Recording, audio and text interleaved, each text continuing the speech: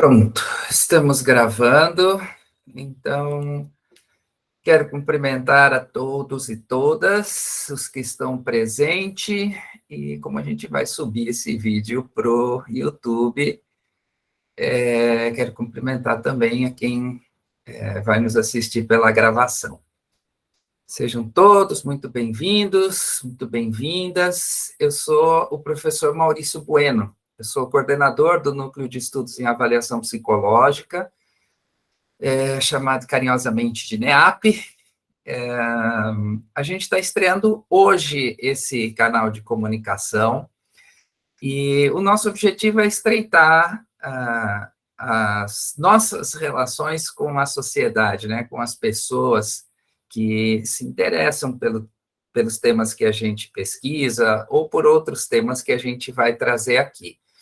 O nosso objetivo é divulgar as coisas que a gente faz e também trazer outros pesquisadores de outros grupos de pesquisa, de outras universidades, e eventualmente até de temas que não têm a ver com o que a gente faz aqui, mas que a gente gostaria de ouvir, que tem alguma coisa interessante para dizer, né?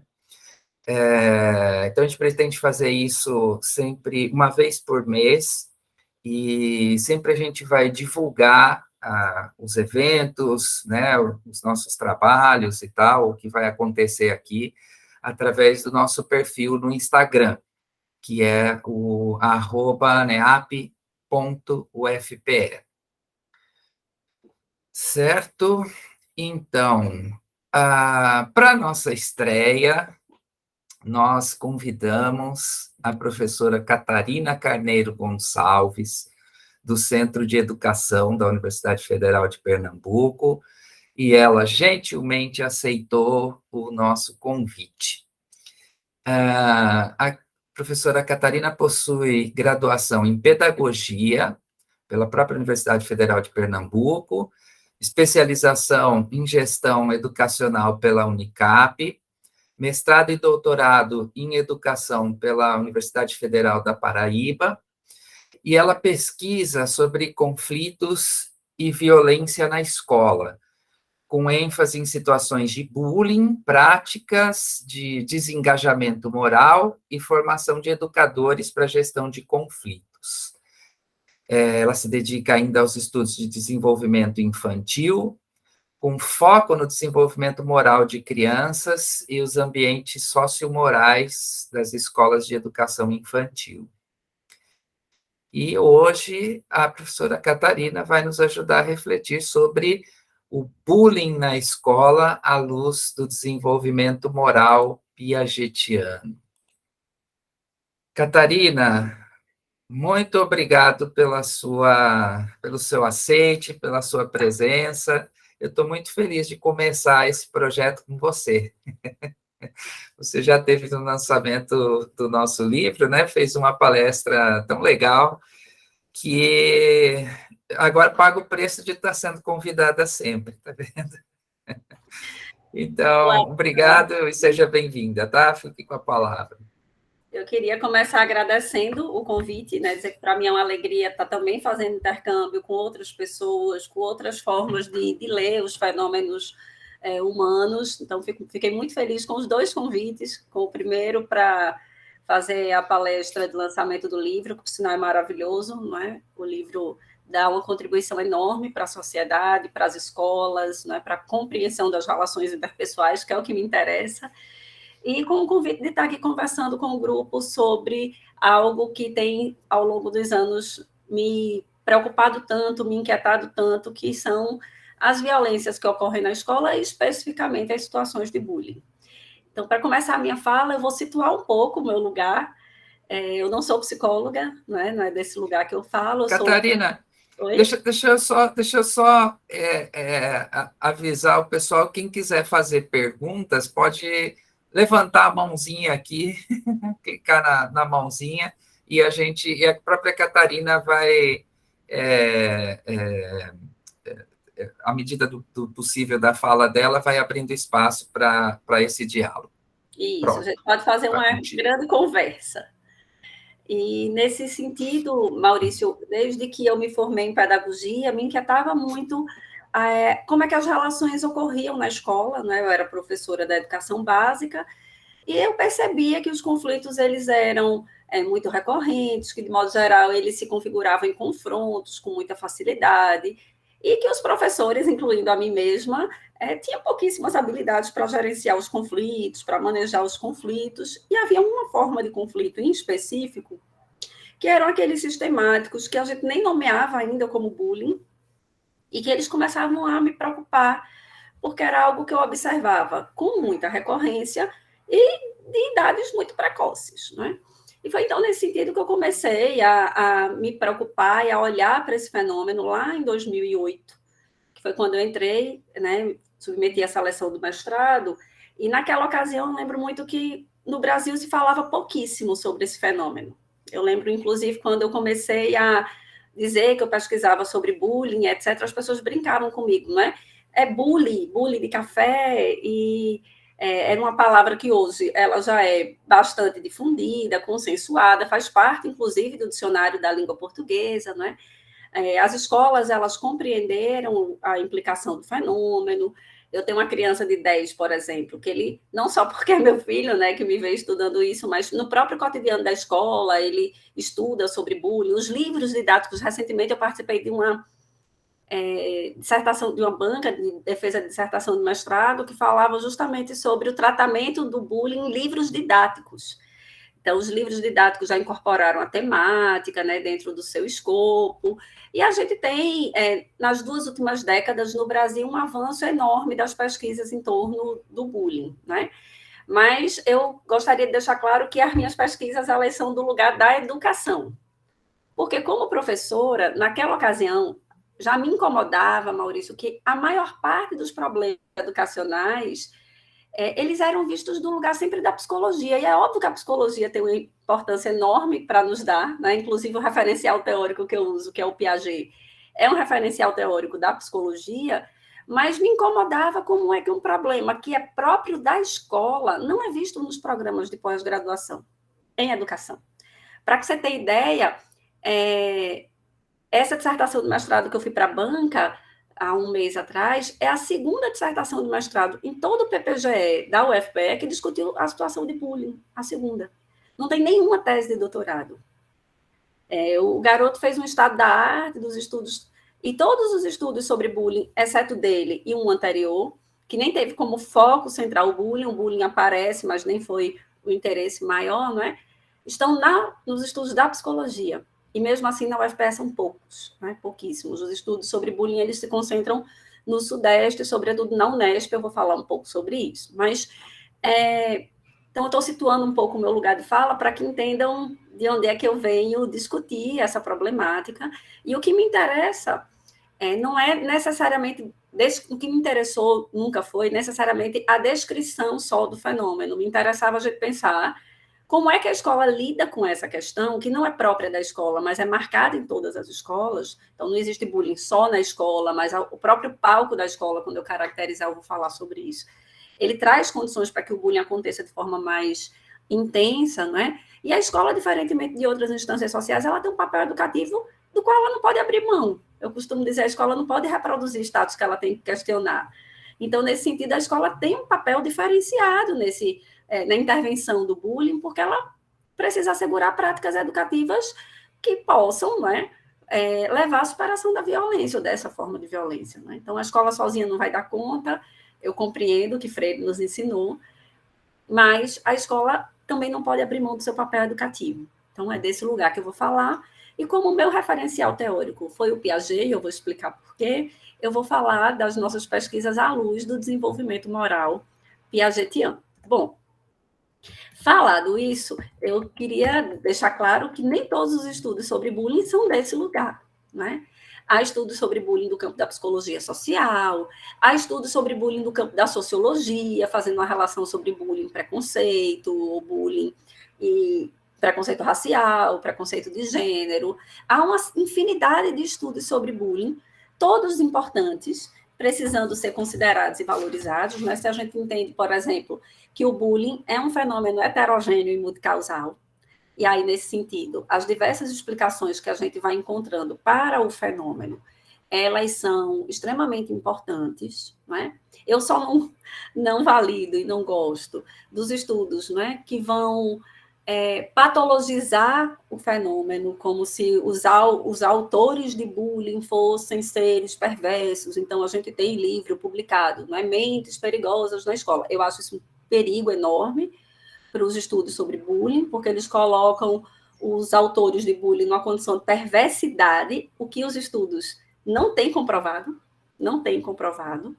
O que os nossos estudos têm comprovado é justamente uma hierarquia de valores invertida, e aí os estudos antropológicos ajudam a gente a entender, não é? A minha própria pesquisa de doutorado, ela tem um diálogo com os estudos culturais, não é? Então a gente vai entendendo um pouco como é que esse lugar do valor está ali constituindo, não é? E aí, nesse sentido, a gente entende o bullying como um fenômeno multicausal e heterogêneo. Então, essa é a primeira característica que eu queria dar para ele.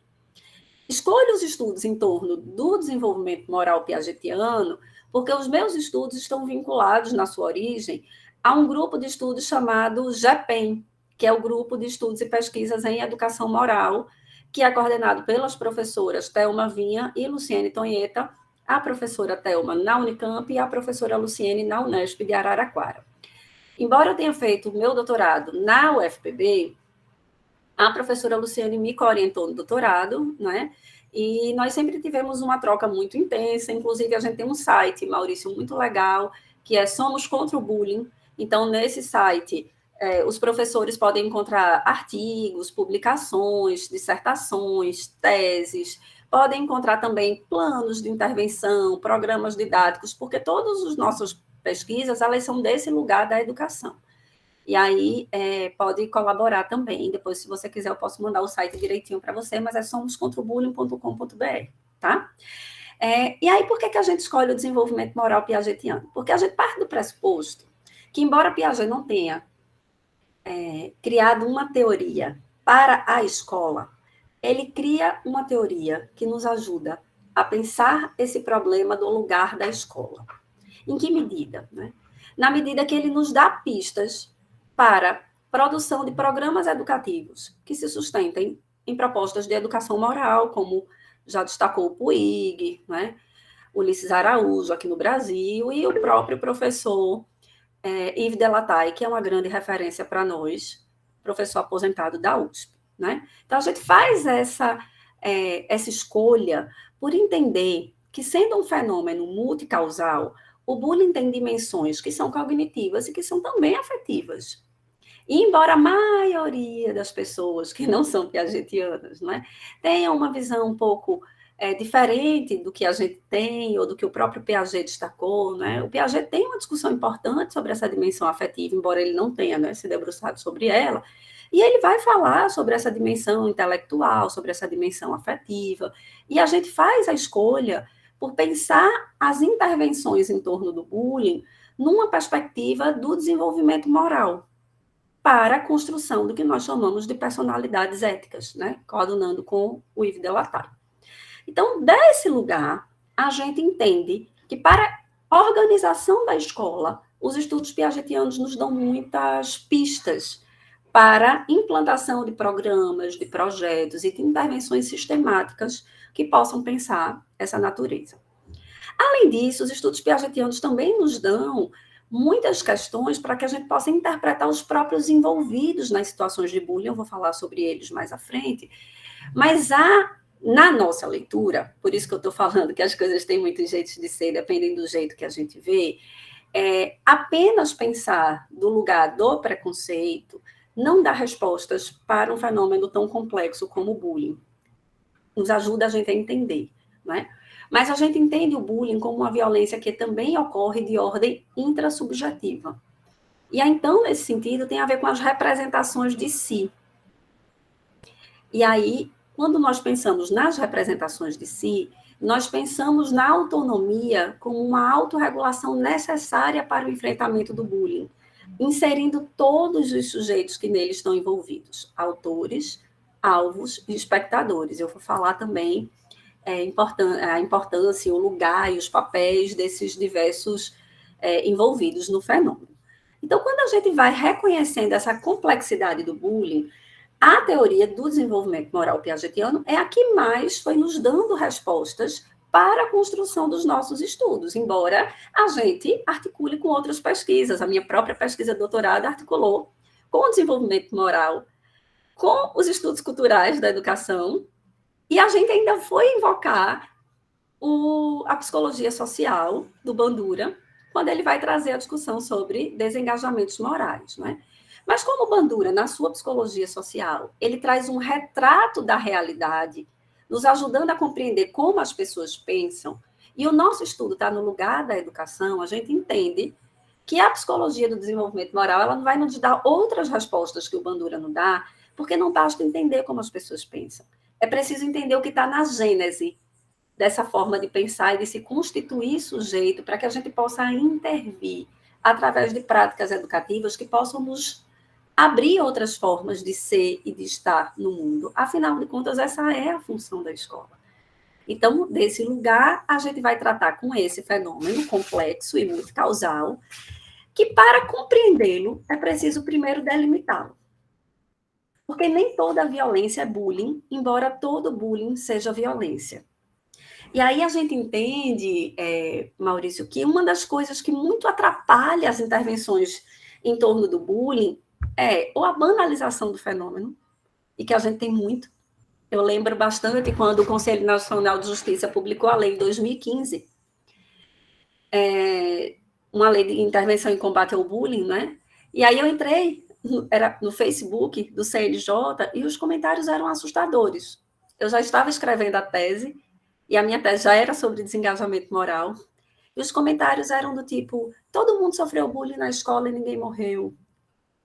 Ficam protegendo essas crianças de tudo, e elas vão crescer sem saber se defender. Tinha um comentário que era assim, essa geração leite com pera, que não sabe se defender de nada, e é fraco, bullying nunca matou ninguém. E eu ficava angustiada, né, com aquelas representações sobre um fenômeno tão marcado na escola, porque, primeiro, a escola não é lugar de morte, é lugar de vida. Então, a gente não tem que estar discutindo desse lugar. A segunda questão é que as pessoas tratam as suas experiências individuais como se elas fossem coletivas.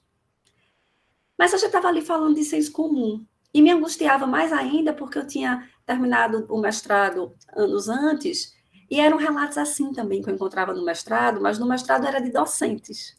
Ou seja, né, dentro da escola, ainda se tinha a concepção de que, por vezes, esse menino podia ficar forte, sofrendo violências. Ou que proteger, ou que ter um programa anti-bullying era assumir uma fraqueza, que esses alunos deveriam criar suas próprias ferramentas para enfrentar o mundo. Então, a gente vai definir esse fenômeno para entender as suas características, porque entender as suas características faz parte de escolher as intervenções que a gente adota. Então, a primeira questão é que o bullying ele se configura no plano do que o Charlot chama de violência escolar. Então, ele está ali no escopo da violência escolar. Bullying não é brincadeira, bullying não é mimimi, e bullying também não é algo natural entre as pessoas, ou não deve ser naturalizado, né? Então, ele está no escopo da violência escolar. E como todas as formas de violência escolar, ele tem que ser combatido. Ele tem que ser manejado, ele tem que ser enfrentado. Porque a qualidade das relações que a gente vive na escola, e aí o livro de vocês fala muito bem sobre isso, né? Ela determina também as nossas experiências, porque para aprender, por exemplo, eu preciso estar seguro. Então, o bullying é uma forma de violência escolar, ele não é outra coisa, é violência. Mas o Charlot vai trazer 3 categorias de violência na escola, que é a violência da escola, quando a escola é violenta, seja porque ela é negligente, ou porque tem um currículo que não satisfaz o alunado, ou porque está toda destruída, ou porque os professores negam as identidades das crianças e dos adolescentes, né? Então, é a violência da escola. Existe a violência contra a escola, que, de modo geral, é marcada pela destruição do patrimônio, pela violência que atinge os professores. E tem o que o Charlot nomeou de violência na escola, que é aquela violência que ocorre em qualquer lugar, que pode ocorrer em qualquer lugar, mas que, nesse momento específico, acontece na escola. E o bullying está no escopo das violências na escola, porque ele não é restrito às escolas. Existe o bullying desde que existe relação interpessoal. né? Agora, a dinâmica da escola favorece que as interações de bullying ocorram no seu interior. Porque se eu for pensar, bullying vem de bull, que é o touro. Então, bully seria aquela prática, né, do valentão ali, que se comporta como touro, e com ing no final seriam as ações violentas praticadas por esse valentão. Algumas pessoas me dizem, Catarina, no Brasil a gente importa tudo, por que a gente importa essa palavra? Não há outra que seja utilizada? Não, não há outra. Porque a gente não está importando uma palavra, a gente está importando um conceito. E um conceito é complexo, ele não se caracteriza apenas por uma dimensão. Então, há estudos que optam por chamar o bullying de intimidação. E a intimidação é uma das características do fenômeno, mas ela não dá conta, porque, veja, o bullying é uma violência repetitiva. Então, quando eu olho as práticas de bullying, não é uma violência qualquer que aconteceu no pátio da escola, em que 2 meninos se desentenderam e que por esse motivo foram às tapas. Mas negociaram, tiveram um conflito. O bullying não. O bullying é uma violência sistemática que se repete, mesmo que não haja uma motivação evidente. Ou seja, não houve um conflito detonador. Não houve. Não precisa do conflito detonador. E aí, então, nesse sentido, é mais do que uma intimidação, porque para que seja bullying, é preciso que tenha uma repetição. E aí, muitas pessoas me perguntam, quantas? A gente está falando de seres humanos, não tem quantas. É preciso que aquilo vá assumindo uma dimensão sistemática. Ah, mas tem que ser 2 vezes por semana, tem que ser 3? Não. Porque depende do efeito psicológico que ela causa naquele sujeito que é vitimizado. Então, ela tem construída dentro de uma relação desigual de poder, mas que é paritária. E esse é uma especificidade, pessoal, que para o bullying faz muita diferença. Porque o bullying não é qualquer forma de assédio. É um assédio entre iguais, iguais do ponto de vista da hierarquia. O professor não pratica bullying contra a criança, nem a criança contra o professor, é assédio. O bullying é uma violência paritária. E é justamente por ser paritária que as intervenções precisam ser diferentes.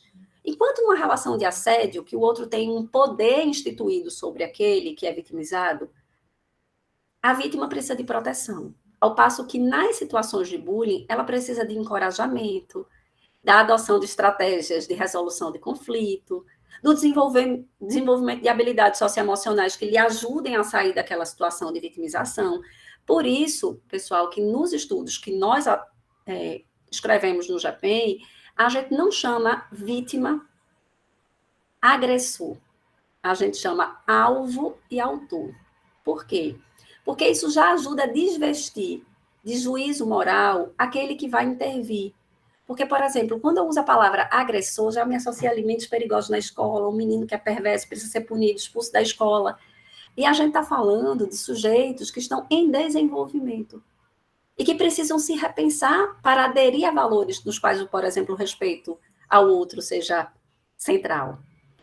Assim como o alvo também, não basta só ser protegido, porque eu vou falar dos estudos sobre o alvo precisa ser dotado de habilidades sociais, para que ele possa se desvestir, para que ele possa dizer, por que eu estou permitindo também que façam isso comigo?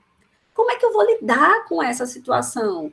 Não é? Então, a gente entende o bullying como muito específico para ser nomeado apenas como intimidação. Ele traz outras nuances em seu escopo que justificam a adoção de um conceito que é em inglês, porque foi cunhado pelo Dan Owens, lá na Noruega, em 1970.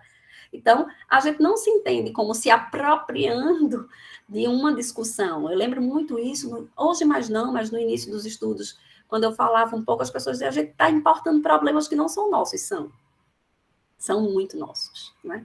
Como as pessoas também me diziam que a gente importava os massacres e falava de problemas que eram americanos. A minha pesquisa recente é sobre massacres, a associação entre bullying e massacres, e infelizmente no Brasil a gente está numa progressão imensa, né? Nos últimos 2 anos a gente teve a quantidade de episódios que a gente teve a vida toda, então há uma relação ali, eles não voltam para quaisquer escolas, eles voltam para suas escolas de origem, a natureza da convivência na escola precisa ser refletida para que a gente possa explicar fenômenos tão complexos, não é? E o bullying também não é uma violência que é aleatória. Eu agora fiquei desorganizado, você me provocou, xingou minha mãe, eu saí de mim, fui lá, te estapeei, mas depois eu me arrependi, me sinto mal com isso. Não. O bullying é intencional. O alvo é escolhido conscientemente. Os autores de bullying, embora não sejam necessariamente perversos, perversos no sentido que eu estou dizendo patológico do termo, não é? Eles têm uma intenção clara quando eles escolhem seus alvos, eles não escolhem aleatoriamente. E eles intimidam a partir de uma variedade de comportamentos violentos. E aí os estudos, por exemplo, da sociologia vão nos ajudar muito a ver que as práticas de bullying pelas meninas diferem das práticas de bullying dos meninos, né? Tem a ver com as próprias identidades de gênero que a gente encontra. De modo geral, os alvos femininos, eles são sujeitos do próprio grupo de amigas mais próximas, ao passo que os alvos masculinos são de grupos externos, né? E o que o bullying chama a nossa atenção é que ele é um problema da escola à medida que ele envolve praticamente todo mundo. Se a gente for pegar o número de alvos, ele pode ser considerado por alguns como pequeno, ele está em torno de 6% nos últimos estudos, né? Mas a gente entende que na escola precisa de ajuda todo mundo, porque precisa de ajuda quem está sendo vitimizado, quem está vitimizando e quem está assistindo. Porque os estudos mostram que as consequências em torno de uma experiência, de um ambiente marcado pelo bullying, ela é nefasta para toda a escola. Por isso que, mais uma vez, a gente invoca os estudos piagetianos, porque o Piaget vai explicar para a gente a importância de ambientes sociomorais cooperativos na constituição dos sujeitos. E a gente entende os ambientes sociomorais cooperativos como aqueles mais adequados para que episódios de violência possam ser manejados, questionados e modificados. A escola precisa assegurar aquilo para o qual ela existe, que é educar as pessoas. E educar as pessoas é muito mais do que educar cognitivamente as pessoas. É educar as pessoas numa sua perspectiva integral do sujeito. Então, dentro dessa dimensão, a gente reconhece que o bullying ele ainda é um campo epistemológico muito recente, um campo epistemológico de 50 anos apenas, né? Se a gente for pensar em outros estudos e outros fenômenos complexos que a gente tem, ele ainda é muito, muito jovem, que ganha corpo a partir dos estudos do Dan Owens. Ele começa a investigar na Noruega o suicídio de 2 adolescentes, e nesse processo ele chega à intimidação sistemática que tinha sido sofrida por elas. Os estudos do Dan Owens inauguram as pesquisas e ele, né, lança esse conceito como um conceito particular e específico que precisa ser olhado pelo campo psicológico. Dan Owens não tem uma pesquisa no campo da educação, embora o livro mais famoso dele seja Bullying na Escola.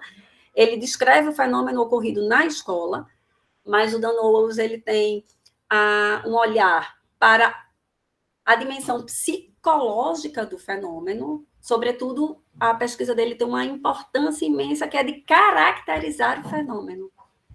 E aí o método de estudos do Dan Owens são pesquisas de amplo alcance, né, pautadas em questionários, tentando investigar as posições de alvos e de autores. Ele fala sobre os espectadores, mas ele tem um olhar mais intenso sobre os alvos e sobre os autores. Ele chama de vítimas e agressores, não é? No Brasil, a gente faz a opção por não. No Brasil, a gente, né, do GT, faz a opção por não, pelo que eu já expliquei, mas há muitos estudos também que usam vítimas e agressores, né? E aí a gente tem uma outra grande contribuição, que é do professor José Maria Martinez Avilés, que é espanhol, da Universidade de Valladolid, que começa a pensar as práticas educativas de enfrentamento do bullying, e ele tem um grande diferencial, que é inserir o trabalho sistemático com os espectadores. O professor Avilés, ele diz que é preciso olhar para aqueles que são maioria na escola, mas que são justamente o oxigênio desse espetáculo. É preciso olhar para quem assiste e nada faz, ou para quem assiste e tem medo de se tornar a próxima vítima. Então, o professor Avilés, ele inaugura uma dimensão educativa em torno do fenômeno no final do século XX e início do século XXI. Hoje, o trabalho de sistema de apoio entre pares política pública na Espanha, graças aos estudos do professor Avilés. No Brasil, a gente tem ampliado muito também o trabalho de formação de equipes de ajuda, né? Porque o bullying ele é um fenômeno silencioso, no sentido das figuras de autoridade. Quem pratica bullying sabe o que está fazendo. Ou seja, não basta só saber que está sendo violento, ele sabe. E aí, de modo geral, o bullying é velado aos olhos da autoridade. E o autor da prática, ele faz isso muito bem feito. E o alvo, ele reza para que isso continue sendo bem feito, porque ele tem uma imagem destituída de tanto valor que o que ele quer é que ninguém saiba mesmo. Então, é difícil o alvo buscar ajuda. E aí a gente entende que a forma mais eficaz de chegar às intervenções adequadas em torno do fenômeno estão naqueles que assistem, porque ele é velado aos olhos da autoridade, mas ele é claro perante os pares, porque os alvos, eles fazem isso perante uma plateia, né, para que eles possam se empoderar. No Brasil, a gente dá o primeiro estudo do século XXI já, né? Os estudos de Kenfield, de colaboradores, foram os primeiros no Brasil. A professora Cleofante, ela ganha notoriedade por difundir as pesquisas, no sentido de publicar o primeiro livro, que é Bullying, Fenômeno Bullying, em 2005, e o grande destaque nos últimos anos tem sido para os trabalhos da professora Luciane Tonheta, que desde 2008, né, publica uma série de estudos sobre o fenômeno à luz do desenvolvimento moral piagetiano, então tem sido a pessoa que mais orientou dissertações e teses em torno da temática no Brasil, e que tem uma contribuição enorme para dar para o campo epistemológico da violência escolar, em específico as situações de bullying. E o que é que a gente vai entendendo dentro dessa dimensão, né? A gente entende primeiro que os trabalhos sobre bullying, eles vão ganhando corpo quando os dados estatísticos do Brasil vão mostrando haver uma alta incidência. Então, desde 2011, a pesquisa de saúde dos escolares insere dados relativos ao bullying na escola. Em 2011, se não me falha a memória, a Plan fez um estudo enorme com mais de 5.000 estudantes, né, tentando caracterizar no Brasil também, nas 5 regiões de distintos gêneros, quais eram as principais marcas do bullying e esses impactos. E o que os estudos têm mostrado para a gente é que o bullying é uma das piores formas de violência escolar, porque ele atinge aquilo que é caro para os meninos e meninas, que é a sua própria existência. Ele nega a existência em momentos em que o outro, que é o meu parceiro psicológico, é fundamental para que eu possa me constituir eu. Ou seja, ele me nega. Por isso que há tantos estudos fazendo a relação, né, entre bullying e suicídio, a minha pesquisa recente, que é a relação entre bullying e massacres. E, embora ele seja uma violência muito marcada e com impactos muito negativos, esse estudo de 2010, que foi o estudo da Plan, traz o dado muito lamentável de que há uma omissão docente diante desses fenômenos. E há uma omissão docente fruto de uma leitura muito desengajada dos episódios de bullying. Então, por exemplo, na minha pesquisa de mestrado, que eu defendi em 2011, eu encontrei um dado muito lamentável. Eu apresentava um episódio de bullying para os professores e eu pedia para eles recontarem, porque eu queria entender como é que eles interpretavam. Então, o comando era assim, conte, como se estivesse contando a um amigo o caso que acabou de conhecer. E o episódio era assim, Tomás é um menino recém-chegado na escola e ele se envolve cotidianamente em conflitos, na hora do recreio, ele quer participar do jogo de futebol e os colegas não deixam, aí ele toma a bola e sai correndo, e os meninos gritam para ele, Tomás, baleia, saco de areia. Tomás chora muito, e os garotos dizem que não vão brincar com ele. E esse era o caso, e eu pedia para eles contarem para um outro, como se tivesse acabado de conhecer. E o reconto era muito triste. Houve um professor específico que ele falou assim, chegou na minha escola um garoto totalmente incapacitado de viver e conviver. Viver e conviver. Ele é gordo, chato. Veja, em nenhum momento essas descrições apareciam no texto. A gente até dizia que os meninos xingavam ele de Tomás, baleia, saco de areia. Então o professor já deduz, né? Que ele era gordo e tal. E aí o professor diz assim... E aí depois eu pedia... Como é que você... Se você fosse o professor dessa turma, desse grupo, o que é que você faria? Aí ele diz assim, eu chamaria a mãe dele, falaria da importância dele fazer um regime. E aí é muito preocupante quando o desrespeito que está em jogo, evidentemente, numa situação como essa, não é invocada. E o alvo é responsabilizado.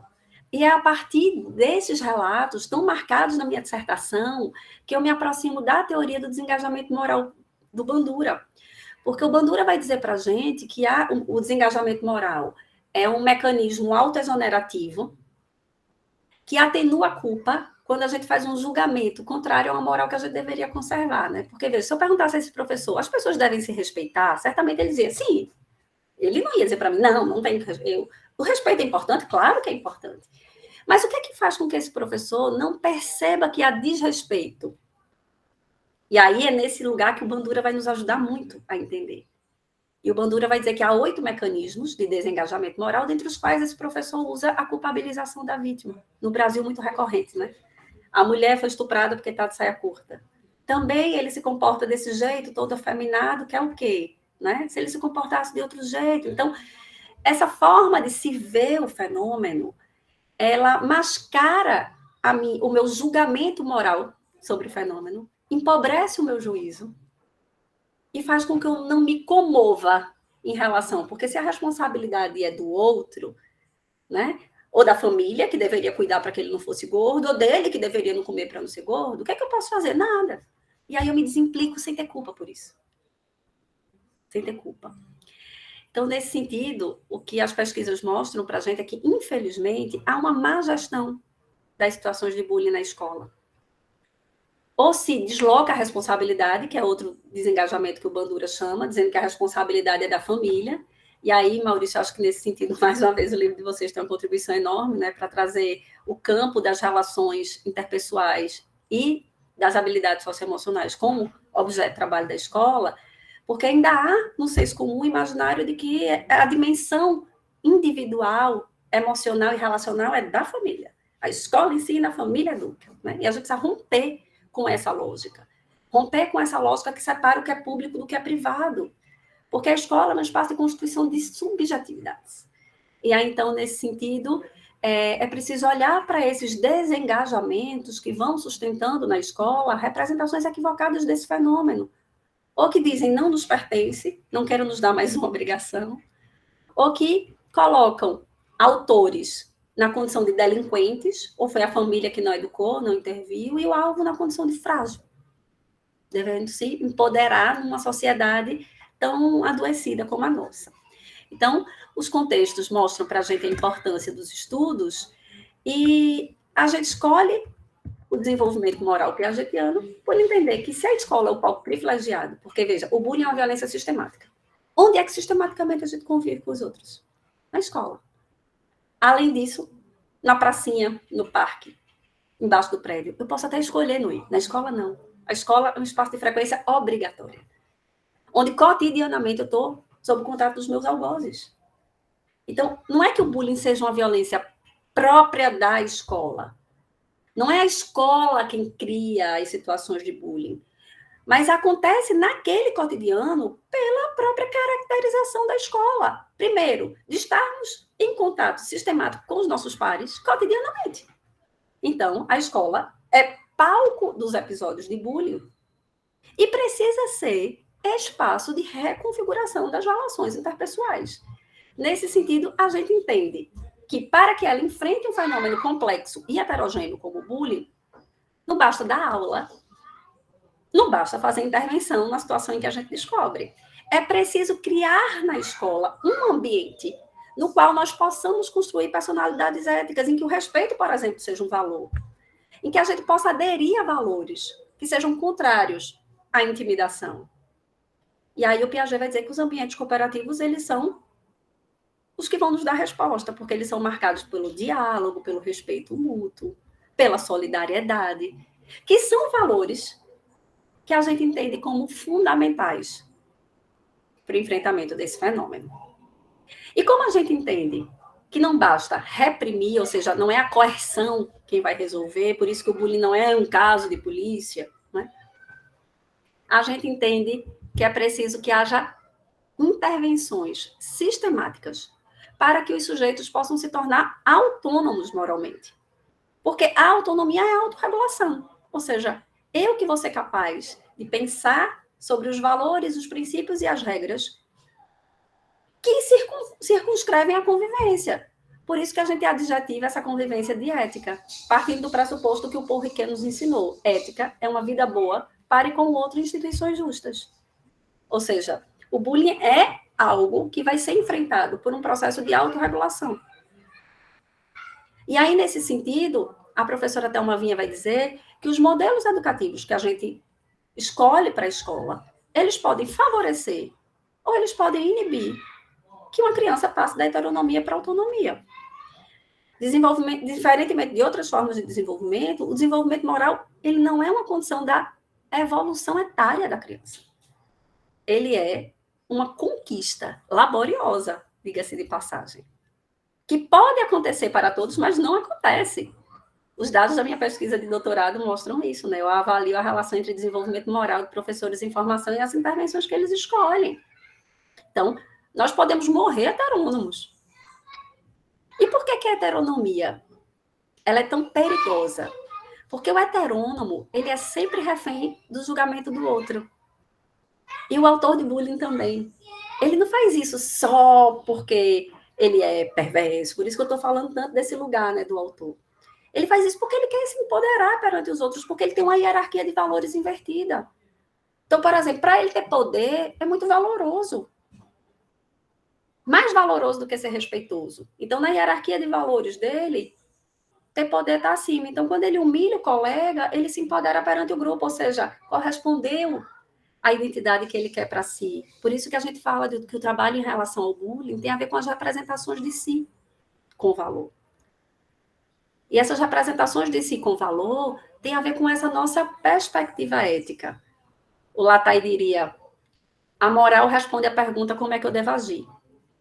Mas ela não se dissocia da ética, porque a ética responde que vida viver. E como eu devo agir está associada a esse que vida viver. Então, quando a gente está pensando nesse ambiente cooperativo, é que vida viver. Numa sociedade como a nossa, em que na contemporaneidade a gente tem, por exemplo, ainda ideários de masculinidade tóxica sendo difundidos em muitas famílias e muitas instituições educativas. E aí, nesse sentido, para ser homem e másculo, eu vou ter que ser agressivo, vou ter que ser violento. Então, não basta só dizer para os meninos, não seja violento. Se eles entendem, por exemplo, que esse comportamento mais abusivo é característica da masculinidade. Ou seja, coaduna com a identidade que eu quero, com quem eu quero ser. Por isso que a gente fala dos ambientes sociomorais. Porque é preciso pensar em tudo que está ali marcado no ambiente. Por exemplo, nas regras. Mas não só nas regras, porque o ingresso da gente no mundo da moral, né, da heteronomia, é pelo mundo da regra. A criança, quando desperta moralmente, ela desperta compreendendo que no mundo tem coisas que se faz, tem coisas que não se faz, tem coisas que precisam ser feitas. Mas se só tem regra, a gente fica preso na heteronomia. E como não tem regra para tudo, é preciso que a escola vá além, que pense nos princípios. Porque o Latai diz, né, tem muito mais sofisticação moral quem sabe ler princípios do que quem só sabe seguir regras. Porque não tem, né, regra para tudo.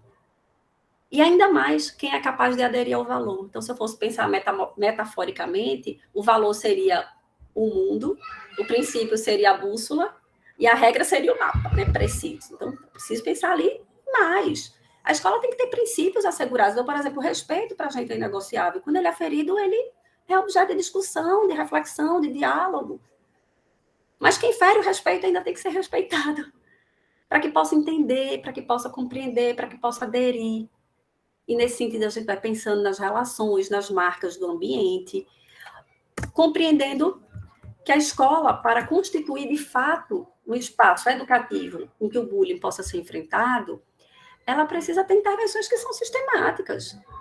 Né? E aí, voltando para a lógica piagetiana, reflexões que favoreçam abstrações empíricas e abstrações reflexivas. O que é que o Piaget chamou de abstração empírica? É preciso pensar sobre o mundo. Por que é que a gente se trata assim? O que é que está na origem dos conflitos? O que é que está na origem dos preconceitos? O que é que está na origem das relações de dominação? Por que é que eu estou reproduzindo status que eu preciso não tolerar? Preciso me sentir mal, preciso me envergonhar? Como é que eu estou lidando com os meus sentimentos autorreguladores? O que é que eu estou sentindo quando eu faço isso com o outro? Por isso que desde pequeno, quando a gente vai pensando na constituição de um ambiente sociomoral, a gente diz para ele que você não gostou. Por isso que a gente não vai lá e não resolve pelo alvo. A gente diz para o alvo, o que é que você vai fazer para que ele não faça isso com você? Como é que eu posso te ajudar? Mas é você quem precisa, né, agir diante disso. Mas não basta só pensar sobre o mundo, por isso, né, é pouco, é preciso pensar sobre a forma como eu penso sobre o mundo. Então, quando eu faço isso para ter poder, como é que eu estou achando que os outros me veem? Como é que eu quero ser visto? Então, é preciso que um programa de educação moral traga na cotidianeidade das relações experiências de abstração empírica e reflexiva que favoreça a tomada de consciência e a experiência de sentir. Porque limite não é a proibição do que pode ou não pode ser feito. Limite é a compreensão das causas e consequências daquilo que eu faço. Então, quando eu compreendo, por exemplo, né, que o que eu faço gera mal-estar no outro e com isso eu também me sinto mal, isso me institui limite.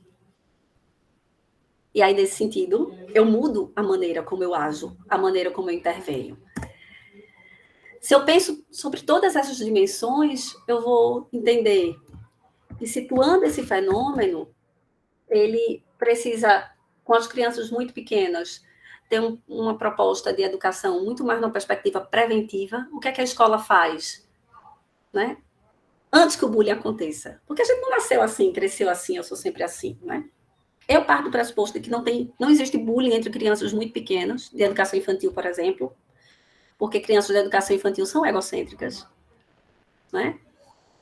E elas não conseguem ainda, do ponto de vista cognitivo e afetivo, empatizar, embora elas tenham, obviamente, as primeiras representações de empatia, né? E isso precisa ser valorizado e etc. Mas, como o bullying é uma violência intencional, na educação infantil tem muitos conflitos, mas não bullying, necessariamente falando.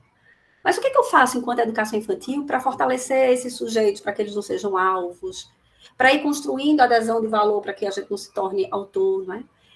E do ponto de vista dos maiores, o trabalho precisa ser preventivo e interventivo. Os estudos têm mostrado que ali, entre 13 e 15 anos, é o centro dos episódios de bullying, que eles acontecem mais entre meninos do que entre meninas, que no Sudeste tem mais do que em outras regiões. E aí, se a gente for pensar nas descrições relacionadas ao valor, a maneira, né? Por exemplo, os ataques xenofóbicos que a gente viveu agora, a gente vai entender um pouco essas dimensões, né? E que São Paulo foi o estado com maior incidência de bullying entre todos os outros. Além disso, no Brasil tem uma outra coisa que nos atrapalha muito, que é essa imaturidade moral que a gente tem, que faz com que a gente tenha que ter lei para tudo. Porque a gente tem lá a Constituição brasileira, dizendo que todos devem ser tratados, né, iguais, que a dignidade é um bem. Aí a gente tem o ECA dizendo que toda criança vai estar salva de situação humilhante, vexatória, degradante. Aí a gente tem que ter um monte de lei para dizer não pode ter bullying, não pode, claro que não pode. E aí, para que a gente tenha ideia, dos 27 estados brasileiros, 18 têm lei anti-bullying. E elas foram todas escritas entre 2009 e 2011. Mas o que é pior, não é todos os estados terem lei anti-bullying. É a qualidade do texto dessas leis. O Rio de Janeiro, por exemplo, sugere que se faça um disque bullying, meio como disque 100, só para categorizar se tem ou se não tem, o censo do bullying, umas coisas assim que não são nada eficazes, né? Até que em 2015 a gente tem uma lei nacional, que aí essa lei já tem um avanço em relação às outras, porque ela vai focar o papel das instituições de ensino, determinando que a gente tenha medidas de conscientização e prevenção, né? Em relação ao bullying. A gente também tem uma outra lei de 2017, instituída no dia 7 de abril como Dia Nacional de Prevenção e Combate ao Bullying, em alusão ao massacre de Realengo, que foi o primeiro massacre associado claramente a episódios de bullying, ocorrido no dia 7 de abril de 2011. E em 2018, acho que a gente tem o maior salto qualitativo do ponto de vista da legislação, que aí a gente tem a Lei 13.663, que altera a Lei de Diretrizes e Bases. Aí isso faz muita diferença. Porque no artigo 12, a Lei de Diretrizes e Bases vai trazer as incumbências das instituições de ensino. Então, o TPPP, promover uma gestão democrática, tudo que uma instituição de ensino tem que fazer. E aí ela insere mais 2 incisos, dizendo que a escola tem que ter políticas de prevenção e combate ao bullying e ações sistemáticas de construção de uma cultura de paz. Então, nesse sentido, ela deixa claro o seu papel da escola, não é? As intervenções de combate ao bullying, mas não aponta muitos caminhos. É uma lei. Não é? E aí, para pensar nesses caminhos, a gente recorre às pesquisas. E o que é que as pesquisas nos dizem? Sobre os atores, né? especificamente autor, alvo e espectador. Quando vai se referir a quem pratica bullying, os autores, os estudos nos dizem que eles são especialmente eficazes em julgar moralmente. Eles sabem o que é certo, eles sabem o que é errado, mas a grande problemática está na capacidade deles sentirem compaixão moral. Sensibilidade mesmo em relação aos estados afetivos alheios. Então, os autores de bullying são meninos e meninas com ampla adesão aos desengajamentos morais. Porque como eles julgam bem, moralmente falando, eles precisam aderir a desengajamento para não sentir culpa e não se autorregular. Essas pesquisas mostram ainda que esses meninos que intimidam, eles compreendem facilmente os sinais sociais dos alvos. Eles escolhem intencionalmente, com muita destreza. Eles vão julgando e nos seus desengajamentos, responsabilizando os alvos pela violência. Tem um estudo muito interessante de Antunes, que eles entrevistam separadamente os autores e os alvos, e os autores descrevem o menino como chato, ninguém gosta, inadequado, e quando eles vão para os alvos se descrevem exatamente igual aos seus autores. O autor é o espelho, né, da própria percepção do alvo. Então, os autores de bullying, eles são eficazes em julgar o outro e analisar as suas próprias fragilidades, tá? Eles têm um julgamento moral. O que eles não têm é compaixão, é sensibilidade moral. Então, não são necessariamente perversos, por isso que eu estou fazendo esse enfoque, porque o foco do trabalho com os autores vai ser no sentido dos sentimentos. É preciso que você tenha compaixão. De modo geral, os autores de bullying são super corteses, por isso que o André Comte-Sponville vai dizer, né? A polidez não é necessariamente uma virtude, é até a porta de entrada para o mundo da virtude, mas não é necessariamente uma virtude. Os autores de bullying, de modo geral, são corteses. Agora, eles são carentes de sensibilidade moral, sobretudo de compaixão. Mas eles não sentem nunca, Catarina, sentem. Para os seus poucos, os seus conhecidos, os seus amigos. Por isso que eles escolhem intencionalmente os seus alvos, tá? Com relação aos alvos, as pesquisas são muito claras.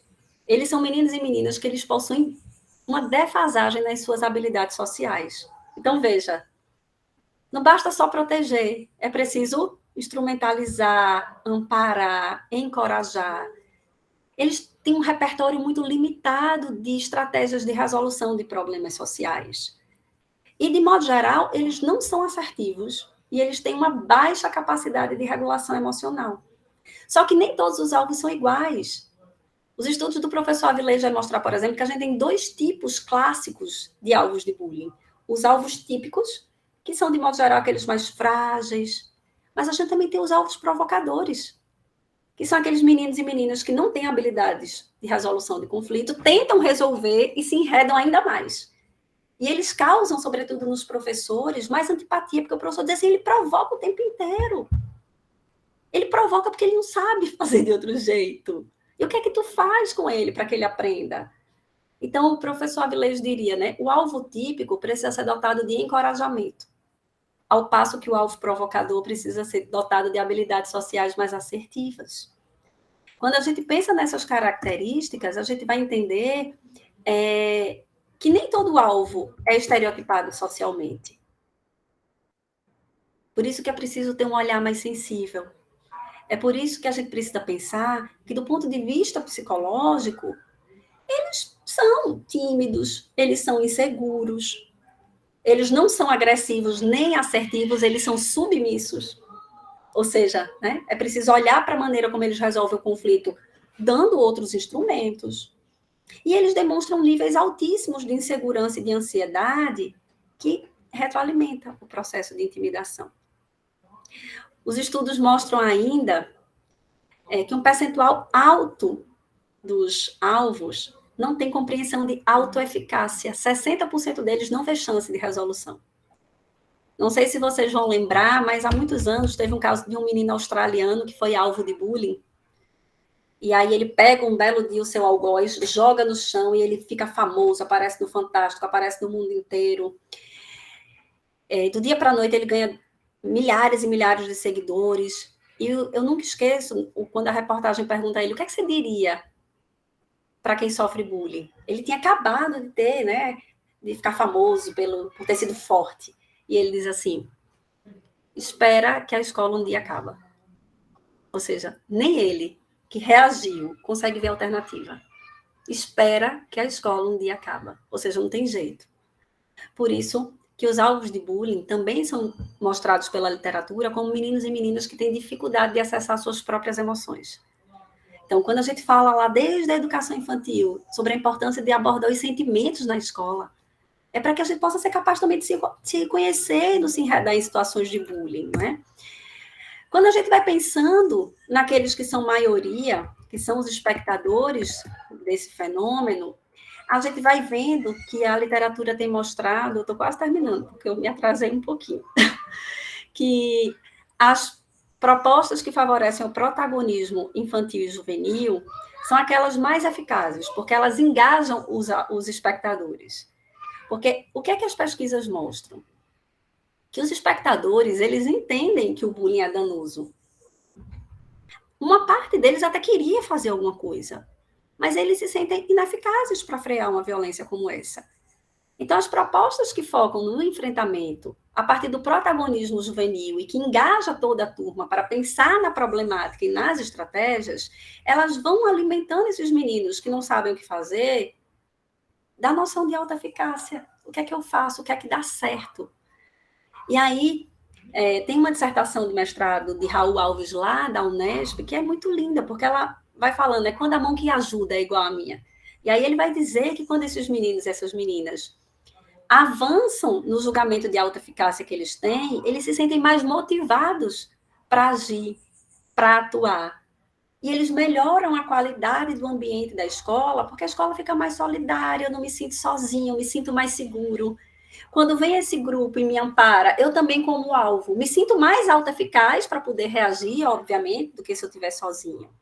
Então, os estudos têm mostrado que o protagonismo dos espectadores é um caminho, né? Tanto para apoiar aquele que sofre, como para interditar aquele que faz, fazendo, né, com que cada um tenha condição de se livrar dessa violência. E aí a escola precisa, para isso, superar o que a Loriane traz lá na sua pesquisa, essa dicotomia do que é público e do que é privado. Então, a ciência, o saber é da escola, e os sentimentos e as emoções é da família. É preciso trazer isso para o campo da integralidade do processo educativo, para que professores e professoras se sintam motivados a agir, mas também se sintam autoeficazes para agir, porque os professores também não sabem muitas vezes o que fazer. E aí, para isso, eles vão precisar superar a crença do que Lobato diz, né? O bullying é um problema doméstico. Sua responsabilidade, seu manejo é da família. E aí a gente vai entender que quando a escola está desengajada, tem menos ajuda mútua. E se tem menos ajuda mútua, tem menos condição de superação de uma violência tão complexa e heterogênea como o bullying. Nesse sentido, para enfrentar eficazmente o fenômeno, é preciso parar de minimizar suas consequências. O bullying não é brincadeira. É preciso parar de deslocar a responsabilidade. Ele não é privado, ele é público. É preciso parar de acreditar que apenas intervenções coercitivas, de expulsão e etc., resolverão o problema, como também o problema não vai ser resolvido como um passo de mágica. É preciso um trabalho sistematizado, que cuide da qualidade das relações e, portanto, faça com que o ambiente sociomoral possa ser cooperativo. Mas esse é um trabalho laborioso, porque, como diria o Latai, de fato, como homens heterônomos poderão educar crianças que deverão se tornar autônomas? Como educadores encravados em seu cotidiano podem levar as crianças a vislumbrar um mundo diferente? Formar homens iguais àqueles que já existem é mais fácil que formar homens diferentes e, de certa forma, superiores. Então, nesse sentido, eu penso que esse é um trabalho também, Maurício, para nós, que formamos professores, professoras, profissionais, de modo geral, que atuam na escola, para que possam repensar a sua cotidianeidade, porque os saberes docentes, eles são produtos de construção. E se lhes falta, é porque falta a nós também, que formamos professores e professoras, um olhar sensível para essa dimensão. Então, tem muita coisa ainda que eu podia falar, mas eu tentei fazer uma síntese da reflexão em torno do desenvolvimento moral piagetiano e por que é que a gente usa ele nas nossas pesquisas em torno desse fenômeno tão complexo. Bom, Catarina, esses assuntos, eles não têm fim, na verdade. A gente precisa parar para dar um refresco para a cabeça, pensar, organizar as ideias, depois estuda mais um pouco, né? Mas acho que você trouxe reflexões bem legais para a gente, né? Nossa, tem tanta coisa e a gente vai ouvindo, não sei o pessoal, mas assim, eu vou ouvindo e vou fazendo relação com as coisas que a gente está estudando, está vendo, enfim, pensando como que a gente poderia intervir, né? Ajudar a dar a nossa contribuição, né, para enfrentar esse problema, porque acho que é um problema, enfim, é grande, né? Não é uma coisa qualquer. Mas legal, obrigado pela sua fala. E vamos ver aí, a Cláudia já levantou a mão. Diga lá, Cláudia, abre o microfone aí e vamos começar com as Aproveitar, né, enquanto o perguntas. pessoal não se animou aí para levantar a mão.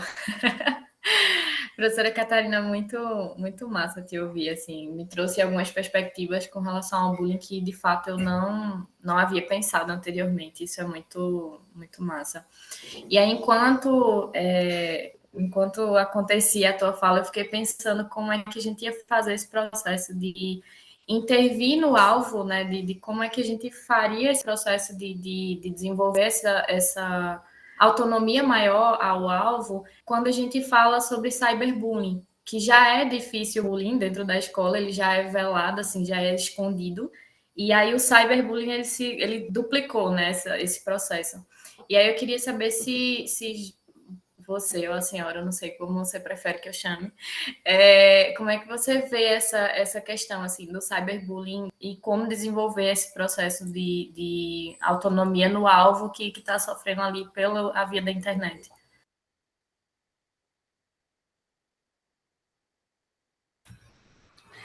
Ótima questão, Cláudia. A primeira coisa, tem uma tese de doutorado da Unicamp, da Thais Bosa, que ela fala especificamente sobre as intervenções diante de situações de cyberbullying. E é uma tese muito bem escrita e ela aponta caminhos bem interessantes para a gente refletir. Mas eu acho que você traz uma discussão importante do cyberbullying e que tem a ver com essa dicotomia do que é público e do que é privado, né? Se o bullying as escolas já tratam como se não fosse dela, o cyberbullying mais ainda, porque eles dizem não aconteceu aqui. E aí, de modo geral, eu pergunto, aconteceu onde? Aconteceu na rede social. E onde é a rede social? Onde é? Em que espaço, né? Então, acho que o Pierre Levy tem uma discussão ótima sobre o que é o virtual. Então, a escola precisa se ressignificar. Eu lembro, quando eu estava fazendo mestrado, ainda era Orkut. E nessa ocasião, houve uma turma que fez uma comunidade, acho que era comunidade, né? Na época era comunidade, e a comunidade era de um garoto da sala. Digamos que o nome do menino era Daniel, e eles fizeram a comunidade Daniela do 7º B.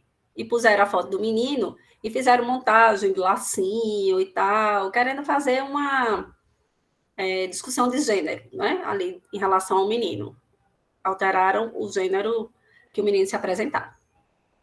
A mãe do menino foi na escola conversar e a escola disse assim, olha, eu não posso fazer nada porque isso não aconteceu aqui. Isso aconteceu no Orkut, vocês que em casa têm que controlar e tal, não sei o quê. E eu estava só fazendo uma pesquisa, né? Não estava intervindo na escola e eles também não me deram espaço para isso. Na semana seguinte, a mesma turma fez uma comunidade para o professor de história. E a comunidade era assim, o nome do professor era Júlio César.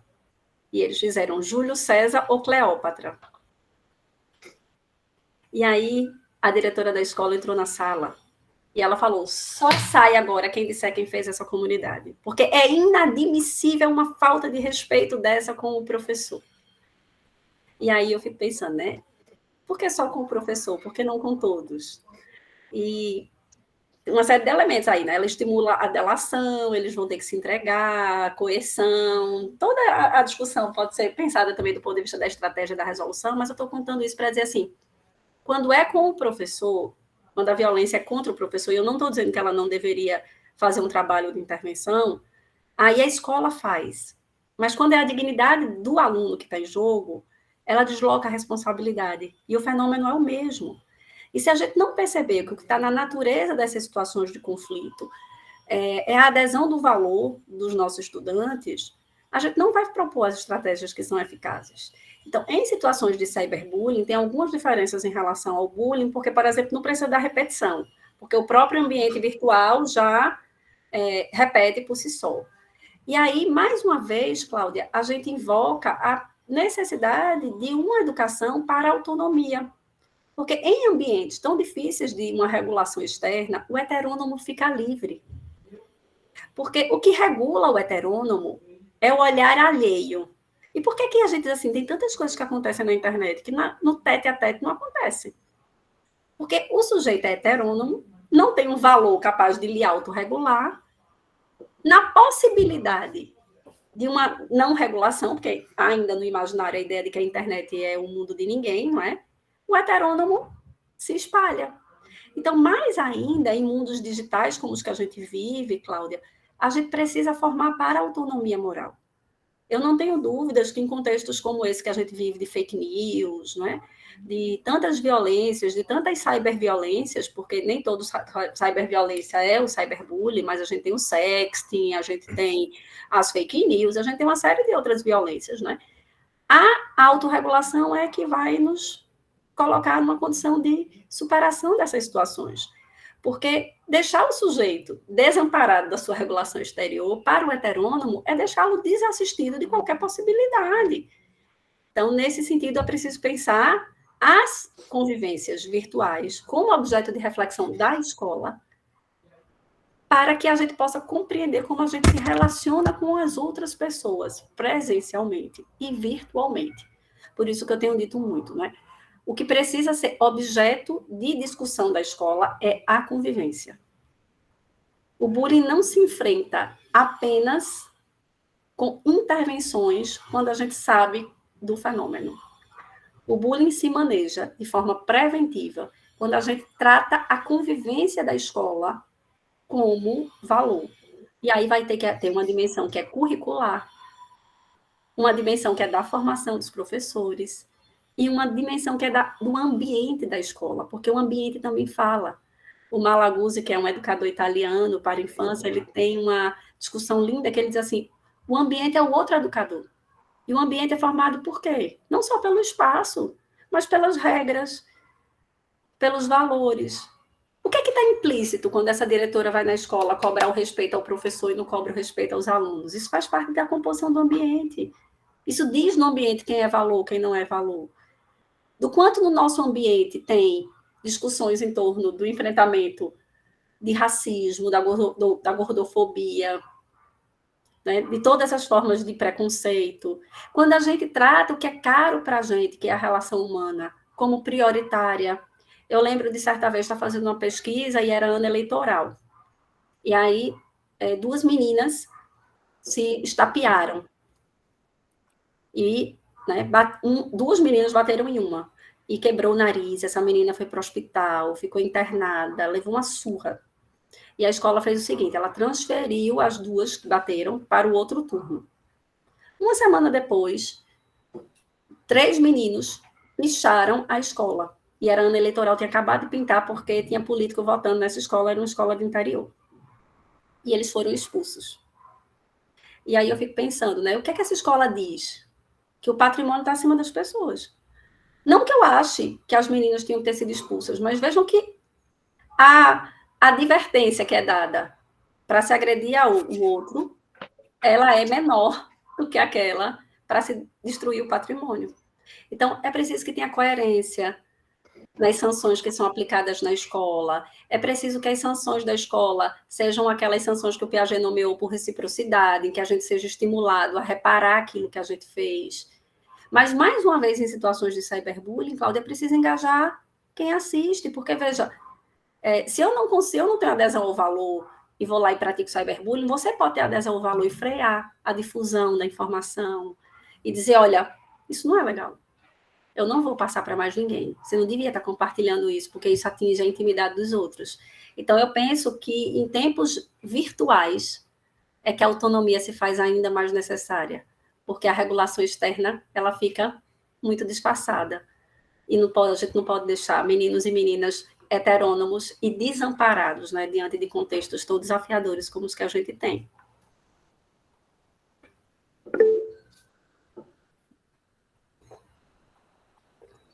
Diga, Angélica. Ai, professora Catarina, primeiro eu vou parabenizar mesmo, né, a palestra, todo o conteúdo que você trouxe. Eu adorei, assim, eu me identifiquei demais. E você inicia falando, né, que você vai falar do lugar, né, da pedagogia, de um outro lugar da educação. E aí eu vou carinhosamente discordar de você, né, e dizer que eu acho que a gente fala do mesmo lugar. Igual, assim, as perspectivas. Quando a gente para de falar, digamos, de habilidades cognitivas, a gente está conversando igual, assim, tudo que você falou, né? Essa questão de autonomia, de autorregulação, né? Da autoestima daquela criança, da ética, dos valores morais, né? Da pessoa ter essa escala na hierarquia dos valores. Como é difícil para o professor também estar dentro desse ambiente, como é que ele vai estimular essa autonomia enquanto ele não tem para si, né? Então, tudo isso é o que a gente pensa e o que a gente vê quando a gente também vai estudar e pensa na escola desse lugar, né? De relacionamento interpessoais, de habilidades emocionais, que você tão bem falou também, que essa relação tem muita emoção, surgimento de emoção. Então, a dificuldade de lidar com essa emoção, porque emoção é comunicação. Então, a partir do momento que também não se lida, não se explica essa emoção. Então, essas relações interpessoais vão ser problemáticas, né? Então, é muito bom quando você também fala dessa questão do alvo e não de vitimismo, né? Não só para ela não se tornar vítima, mas para ele ter esse papel autônomo, para ele pensar nessa resolução desse conflito. Então, assim, concordo com tudo, achei tudo muito bem colocado, é muito bom ver um campo de pesquisa, né, que tão assertivamente está trazendo esses pontos que são muito delicados, que são importantes. E é o que eu costumo dizer, assim, que quando a gente pensa em crianças, quando a gente pensa em adolescentes, em educação, para mim é muito cara essa fase da vida, né, de desenvolvimento humano, porque a partir disso é onde eles melhores estão abertos, né, e eles estão desenvolvendo crenças e valores para justamente serem adultos mais engajados e mais cooperativos na sociedade. Então, por isso que a gente vive tanto esses conflitos de valores em vida adulta.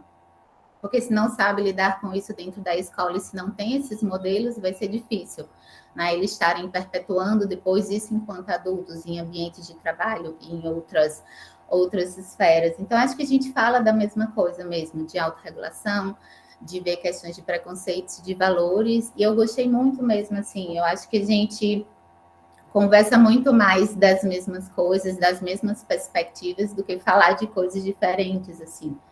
Então, gostei muito, muito. Foi muito esclarecedor, eu fiquei muito contente com tudo que foi posto e me leva a pensar realmente nisso, né? Quando você trouxe a questão da compaixão, que talvez é isso que falta mesmo, não é a avaliação correta em si, mas você realmente está sensível. Eu acho que aí a gente entra nesse ponto, né, que é muito caro para a gente também, dessas emoções, né, de se colocar no lugar do outro, saber o que está acontecendo com o outro, porque ele consegue avaliar de uma maneira muito correta, para justamente ter essa manipulação, essa certa questão de alvo, de algoz, né, tudo isso. Então, tem que ser assertivo. Então, como lidar com isso? Então, trouxe muitas questões, eu acho que é justamente esse segredo, é essa intervenção, é pensar nesses programas, pensar, incluir no currículo, como você também fala, e é isso, para que os professores também sejam modelos e saibam, né, como resolver tudo isso, e que não fique tudo responsabilizado essas crianças, esses adolescentes, né, e a partir daí o bullying parte para formas de violências físicas, né? Não que não a subjetiva não seja importante, mas ela crescer tanto a nível de ir para esse físico, né? Então, questão de suicídio e os atentados, como você está estudando. Então, assim, gostei demais, pensei demais e eu acho que a gente acaba falando as mesmas coisas. E, com certeza, os programas dá para fazer em parceria, trazendo todas essas questões de relacionamento, de emoção, e como lidar, como autorregular, para que o sujeito tenha essa autonomia nesse ambiente tão importante, que é o ambiente de educação, de formação de personalidades também, além das diferenças individuais que a gente traz tanto, né, na psicologia, mas para essa formação como um todo da identidade dos sujeitos, né, que esse é a grande discussão de hard skills, soft skills, cognitivas, emocionais, famílias, né, que na verdade é tudo.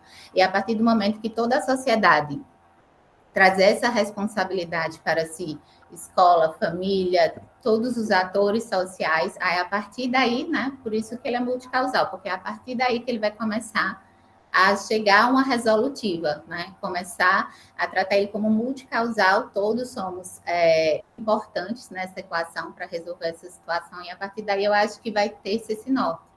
E com certeza, pensando na escola é onde pode chegar em diversas esferas, né? Tanto em casa, em diversos outros setores, assim.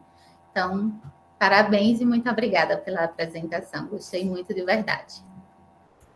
Eu gosto muito, Angélica, quando você traz essa reflexão, porque se a gente não consegue superar essa dimensão, a gente fica achando que a coerção não vai funcionar, né? Então, não é, o outro já sabe que não pode fazer. A coerção só vai dizer para ele que ele não pode. E se o que lhe falta é compaixão, não é a coerção que vai lhe sensibilizar para o estado afetivo de outro, né? Então, é preciso criar elementos. O Piaget diria que há 3 sentimentos fundamentais para que a gente possa conquistar a autonomia, e o primeiro deles é a empatia. Uhum. Né? Que ele nem chama empatia, ele chama simpatia, né? A simpatia que é estar conectado às emoções do outro, e essa simpatia não só de sentir, mas de também demonstrar.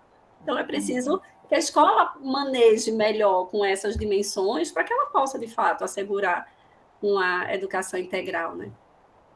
Exatamente. Perfeito. Gostei muito, de verdade. Eveline, fica à vontade. Olá, boa tarde. Eu sou Eveline, psicóloga. Tenho uma atuação, né, na área escolar educacional.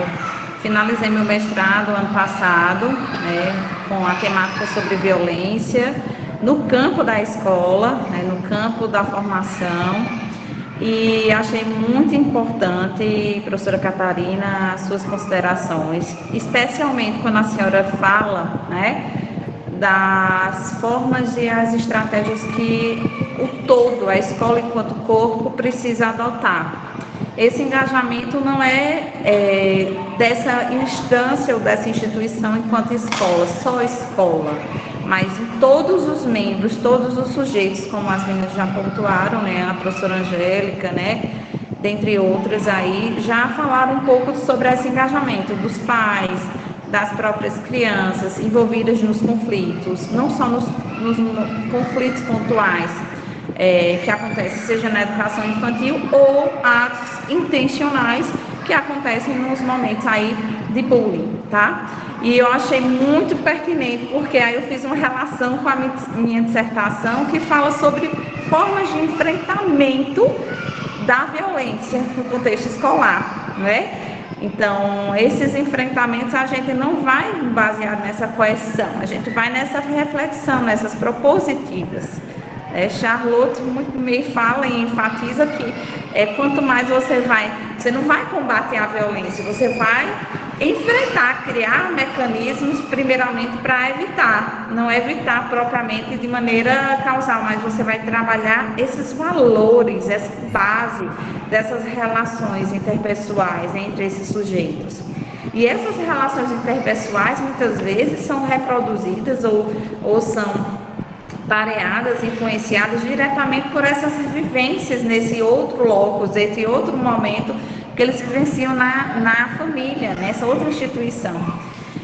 E aí é bem interessante quando a senhora fala de enfrentamento na instituição que atua recentemente, dentro do produto educacional que eu, no meu mestrado, foi um caderno temático sobre violência escolar.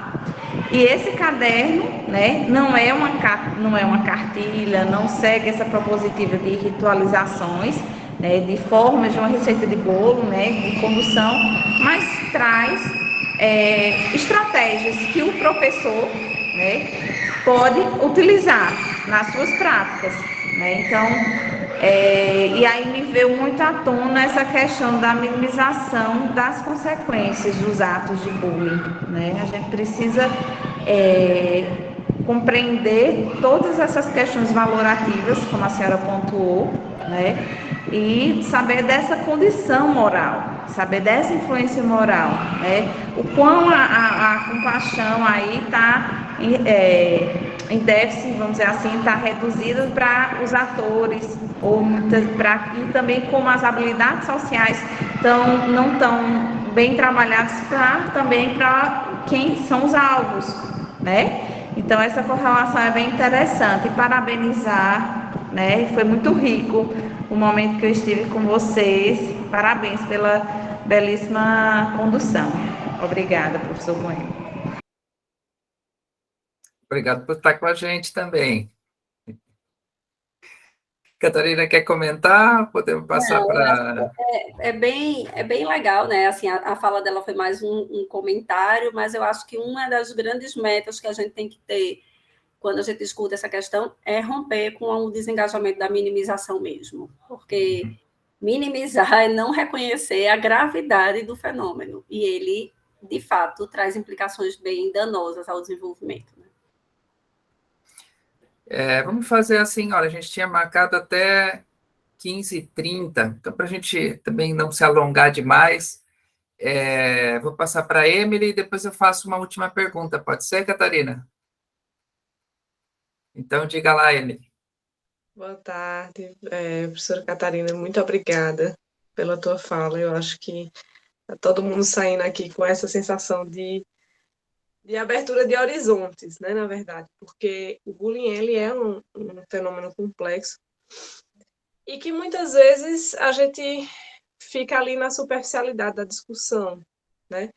Então, acho que a tua fala ela trouxe muitas reflexões para mim, pessoalmente, né? E a minha fala é mais um comentário, não é nem tanto uma pergunta. Mas para mim surgiu muitas questões como pesquisadora, como professora, né? E psicóloga, mas também como mãe, né? Eu fiz algumas releituras e casou muito bem com o que você trouxe, né? De fenômenos que aconteceram com o meu filho. Eu tenho um filho de 6 anos de idade e em determinado momento ele entrou na escola com 3 anos. Então, em determinado momento que ele entrou pós-pandemia, ele entrou na pandemia, ficou remoto e pós-pandemia, quando ele voltou, né, começou a acontecer algumas situações de um coleguinha, né, que ficava implicando com ele e gerando muito comportamento nele de querer se evadir da escola. Ele ia para a escola, chegava, ele já estava totalmente adaptado, mas ele começava a chorar, dizia que não queria entrar. E aí a gente sempre conversando com ele, né, tentando entender, e esse colega era o foco, né, das queixas dele. E o que a gente percebeu na dinâmica escolar é que isso que você falou, assim, do modelo, né, uma criança muito pequena, ali de 3 anos de idade, já tinha aprendido um modelo de que ele precisava exercer poder, né, e isso por várias questões, né. Então, ele tem uma deficiência, né? E quando estava no momento de se dar conta dessa deficiência, né?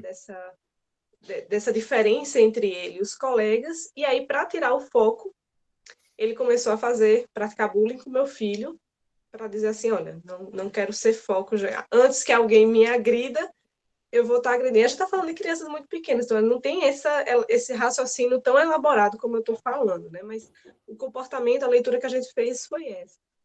E quando a gente foi conversar com a escola sobre o que estava acontecendo, a gente ficou muito preocupado, e eu cheguei, inclusive, a cogitar mudar de escola, né? Porque a gente notou que havia um processo de proteção dessa criança, por causa dessa deficiência, e que aí a gente entraria no campo da discussão até do capacitismo, né? Então, uma tutela muito intensa de diferenciação dos professores em relação a essa criança, como não é incapaz, o pobrezinho, né, tá se deparando com isso, e uma negligência em relação aos demais. E quando a gente conversou com a coordenadora da escola, o que a gente escutou foi: mas não fique perguntando muito para o seu filho sobre o que está acontecendo. Porque você sabe, né? Criança cria histórias. Então tem muito da fantasia, tem muito da. E foi esse o ponto que eu disse assim: eu não acredito que estou escutando isso, de quem é responsável por observar, acompanhar a questão na escola. Então, isso que não é brincadeira, né? Se a gente começa a olhar desde cedo, ensinando sobre as diferenças, né? Ensinando sobre as emoções, como é que o coleguinha se sente quando a gente faz determinado comentário e tudo mais, a gente tem uma oportunidade aí, né? Preciosa. E a escola trabalhava, eu lembro que um dos primeiros conteúdos era sobre percepção emocional, assim, um pouco de quais são as emoções, de eles identificarem o que estavam sentindo, mas ficava muito assim, no conteúdo, pronto. E depois que passava o conteúdo, não se tocava mais nisso. Então, é da ordem do curricular, de formação de professores, de debate com a família, dos gestores, mas é também é mais do que isso, né? A soma é mais 2 mais 2 é mais do que 4 nesse caso, porque é a interação de tudo isso, a interação de tudo isso é complexa, né? Então, eu fiquei fazendo essas reflexões, eu gostaria mais uma vez de agradecer a tua fala, muito rica e muito importante. Eu agradeço também, Emily, e eu sei que é doloroso, né? Quando o nosso filho está participando de episódios que trazem sofrimento, né? A gente precisa entender os contextos relacionais das crianças pequenas, né? Porque elas têm uma outra dinâmica,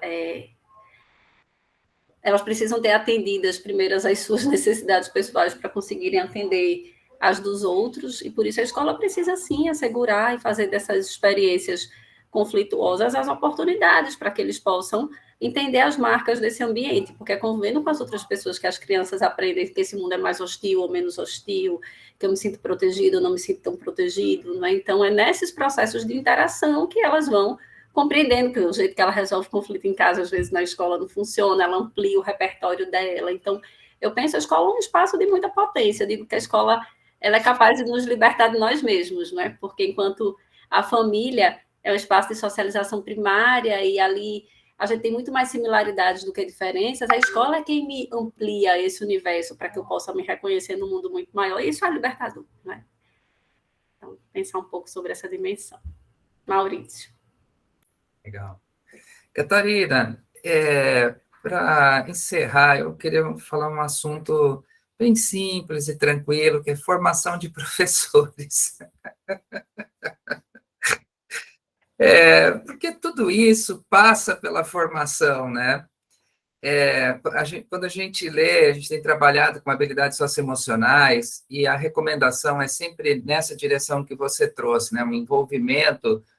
Quanto mais pessoas, acho que a Eveline trouxe isso, né? O envolvimento global, não só professores, né? Mas todos os que fazem parte da comunidade escolar, inclusive as famílias, né? Quanto mais gente tiver envolvida num programa, né? Na direção assim do desenvolvimento de habilidades, a gente está chamando de socioemocionais, né? Dando esse nome genérico para englobar tudo isso, né? Melhores são os resultados, inclusive, né? Mas muito das recomendações, por exemplo, quando a gente vai pensar na estruturação de um currículo, isso passa pelo professor, né? Pela figura do professor. Muitos autores recomendam que não haja um profissional especializado, né, nessas temáticas, mas que o professor seja instrumentalizado para inserir esse conteúdo no seu entre tudo que ele tem que ensinar, inseriria mais isso como mais esses temas, né, como parte da estrutura curricular, vamos dizer assim, né? Então, a pergunta é simples, Catarina, como fazer isso? Você tem alguma pista que possa nos ajudar, assim, alguma experiência, Eu alguma começaria dica? dizendo, Maurício, que acho que primeiro a gente tinha que começar, porque eu vou falar do meu lugar, né? Estou no centro de educação e acho que a gente nem começou ainda. Nem começou. Então, essa discussão, ela é periférica, ela não está no currículo, ela não está no nos projetos pedagógicos dos cursos. A gente ainda não tem a gente fala sobre ela, alguns professores começam, e aí a gente vai ficando ali naquele lugar de alguém que fala. Aí, quem não fala é alguém que fala essas coisas fofas. É porque você daqui fala coisas fofas, não é? Eu digo, não falo coisas fofas. Eu falo sobre coisas que nos constituem, né? Sobre nossa dimensão. Acho que a gente precisaria primeiro começar. Esse seria o primeiro passo, né? Repensar a formação de professores. A gente tem uma série de discussões dentro da universidade, né? A gente tem, por exemplo, um GT de formação de professores, mas a gente não tem essa discussão nesse GT de formação de professores. Eu não estou, você não está. A gente não tem ninguém representando essa dinâmica relacional da formação de professores, né? Ai, gente, desculpa, meu celular nem fica nunca ligado, por isso que eu nem desliguei, mas por algum motivo ele está. Então, acho que a gente tem que começar. A segunda questão, a gente tem que trazer para a dimensão curricular. Como aconteceu, Maurício, em todas as discussões extremamente necessárias para a formação de professores. Então, por exemplo, eu lembro quando eu fui graduando em pedagogia, a gente tinha uma disciplina que nem era educação inclusiva, era educação especial, e ela era eletiva. Então, hoje, educação inclusiva é uma disciplina obrigatória, a educação das relações étnico-raciais já está instituída como disciplina. Então, acho que a gente tem que começar a tratar com a seriedade que precisa a discussão, porque a gente não pode achar, e aí a forma como eu termino o texto, com a citação da apresentação de hoje, com a citação do Latar, é dizer isso. Não dá para a gente achar que homens heterônomos vão formar sujeitos autônomos. E não dá para achar que porque é professor é autônomo. Porque não é. A minha pesquisa do doutorado fala justamente sobre isso, o percentual mínimo de autônomos, né? A maioria é heterônomo e alguns com heteronomia ainda bem frágil, né? A terceira questão que eu fico pensando é reconfigurar a formação de professores para pensar também no ambiente relacional que a gente institui dentro da universidade. Porque a gente fala do ambiente da escola e o ambiente da universidade, que também é formativo. Então, a gente não tem, por exemplo, na nossa universidade, nenhuma pesquisa sobre clima relacional. Como é que a gente pode levar os nossos... Como é que se constrói? Aí acho que Tardif dá pistas para a gente sobre como é que se constrói saberes docentes. Aí ela vai dizer, tem saberes que são experienciais. E aí eu preciso me perguntar, eu tenho no centro de educação, vou falar do curso de pedagogia, né? Tem PPP 1, 2, 3, 4, 5, 6. E 7. Quantas dessas pesquisas e práticas pedagógicas os estudantes observam, refletem e problematizam a dimensão relacional da escola? Aí tem a PPP 4, língua portuguesa e história. A PPP 5 é geografia, matemática e ciências. A PPP 1 é educação não escolar. A PPP 2, gestão. A PPP 6 é educação infantil. Ok. E em que momento a gente para pensar na dimensão humana? Não tem. A gente está ali o tempo inteiro olhando os métodos dos conteúdos específicos. Totalmente voltado. Só isso, não é só isso. E, além disso, do mesmo jeito que a gente aprende matemática, a gente aprende a linguagem, a gente aprende a geografia, a gente aprende também a se relacionar melhor, a gente aprende a falar de outro jeito, a gente aprende a ter uma escuta mais ativa, a gente aprende a aderir a valores que em outros momentos não eram nossos, porque a escola oportuniza, não é que a gente possa repensar, a gente não está predestinado a nada. Mas é preciso que isso seja sistemático. Agora, a gente não sabe fazer A gente não sabe fazer. Então, veja, a gente ainda não conseguiu dar conta daquilo que é trivial, que é de pensar a escola como um espaço de humanidades, de constituição de sujeitos. Então, eu fico pensando, Maurício, que a gente precisa trazer essa discussão. Eu acho que eu fico muito contente quando você me convida para estar aqui, por exemplo, e a gente está podendo trocar, porque a gente vai precisar se engajar coletivamente. A gente vai precisar agir de forma mais colaborativamente. Né? Acho que quando a Angélica me diz assim, quando eu determinei meu lugar de fala, foi para dizer assim, eu não fiz uma pesquisa num programa de psicologia, eu fiz uma pesquisa no campo da educação, mas eu tenho certeza que a gente está falando de coisas que convergem e não divergem. Não é? Eu tenho certeza que os nossos estudos mais nos aproximam, embora a gente vá ali botando lentes específicas, eu estou olhando dessa lente, vocês estão olhando dessa, e a gente ali está olhando a pessoa, que é complexa. A gente vai precisar olhar para a nossa universidade e dizer assim, o que eu preciso para ser professor? Qual é a dimensão que eu preciso para estar na escola, para ocupar a docência e para me construir sujeito? Porque ao saber experiencial, ao saber teórico, não é? Ao saber da minha própria pessoa, e aí quando a gente vai olhar todos esses saberes lá que a Tardif nos mostra, a gente é frágil em todos eles, porque a gente está numa sociedade extremamente heterônoma, e nesse momento político, histórico, que a gente está vivendo, aterrorizante, né? Da gente não acreditar em coisas que acontecem.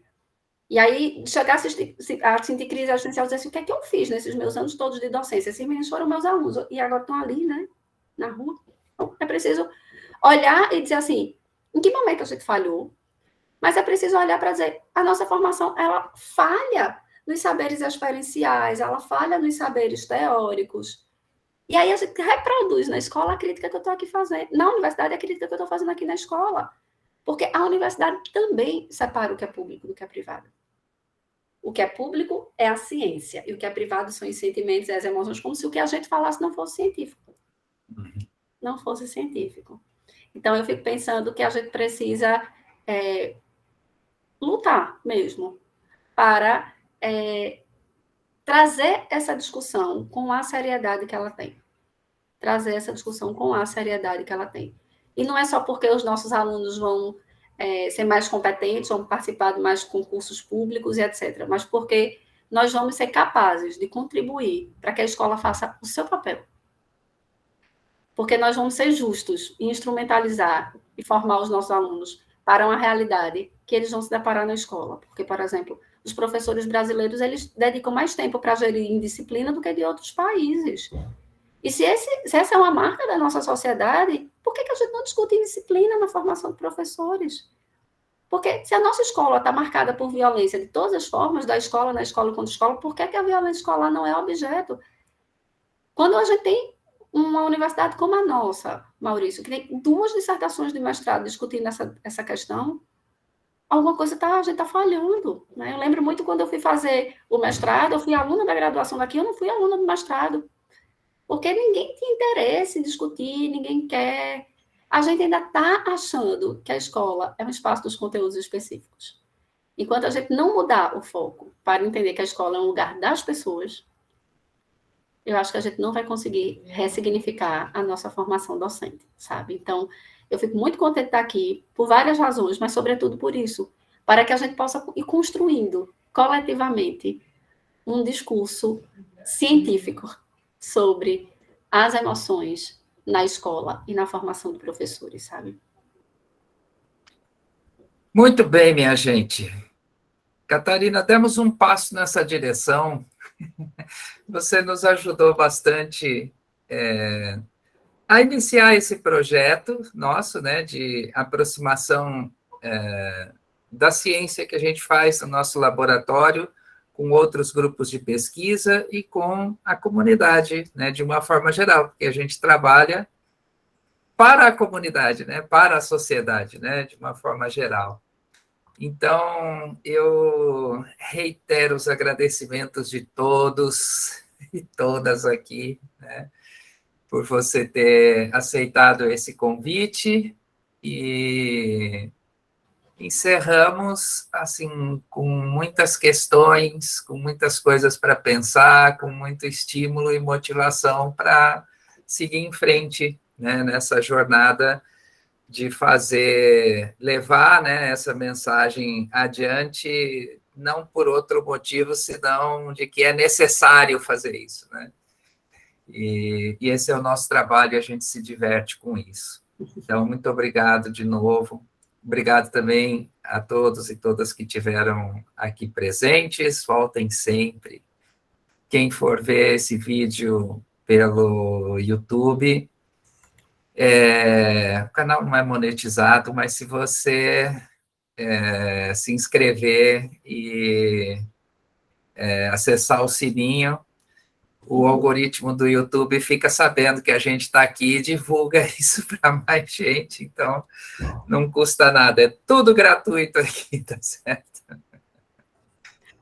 Beleza, gente? Muito obrigada. Obrigado, pessoal. Tchau, tchau. Obrigado, valeu. Vou encerrar aqui a gravação.